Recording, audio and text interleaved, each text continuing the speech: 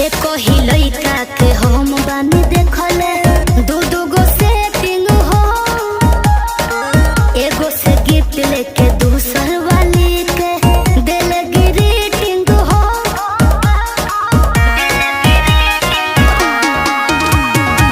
तू बारू हाट देखी देही में हमारा हो खेला हीटिंग हो।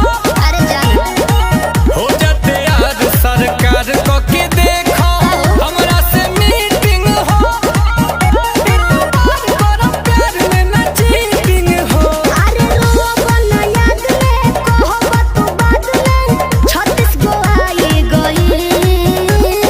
जान तो हर मम्मी कसम हम में के ना होई। अच्छा और केहू पपी घोल जाई बनल में के ना होई।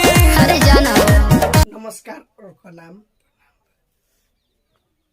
और चैनल के सब्सक्राइब करी और ग्रुप में शेयर करी। भैया लोग से हाथ जोड़ी बा कि सब शेयर करी और बढ़ाई वीडियो के। हम लोग तनी चमकल चाहता नहीं।